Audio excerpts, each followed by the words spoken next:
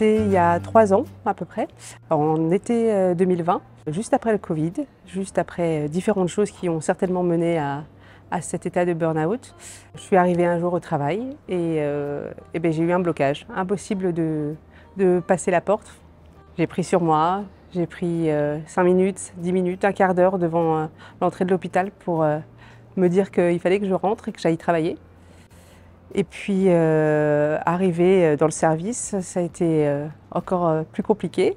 Une espèce de boule dans le ventre, qui remonte dans la gorge, qui descend, qui remonte, jusqu'au moment où j'ai croisé un patient qui était très content de me voir et qui m'a dit « Ah, comment ça va ?»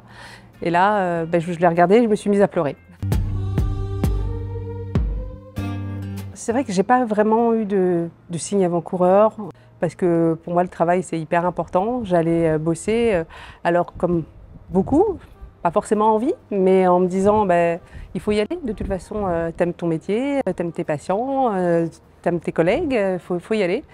Mais ce jour-là, c'était fini. J'ai pas pu aller plus loin parce que je crois que mon corps a dit stop. Je pensais vraiment pas arriver à ce stade. C'était impossible qu'un jour, je sois confrontée à ça.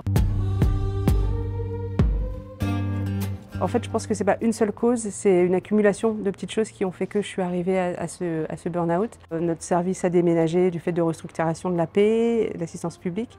Et donc il a fallu reprendre des nouvelles habitudes de travail dans des nouveaux lieux, des nouveaux locaux qui étaient complètement différents, même à l'extrême.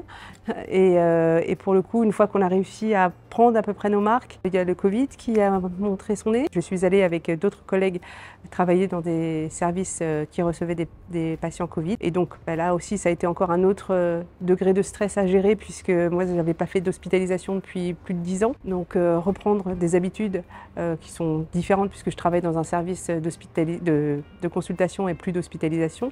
Et puis le stress des patients, la peur de la famille et des amis qui, eux, étaient confinés, qui avaient peur pour moi. Donc tout ça a fait que quand je suis revenue dans mon service d'origine, ça, plus ça, plus ça, plus ça, plus ça, a fait qu'à un moment donné, mon corps a dit stop et j'ai pas pu aller plus loin.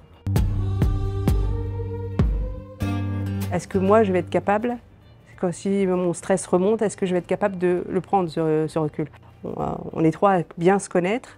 Et pour le coup, quand il y en a une qui a un peu du mal, les deux autres la reboostent et vice-versa. J'avais un peu peur de ne pas savoir prendre le recul nécessaire. Et au final, je pense que j'ai réussi puisque je suis encore là, donc ça va.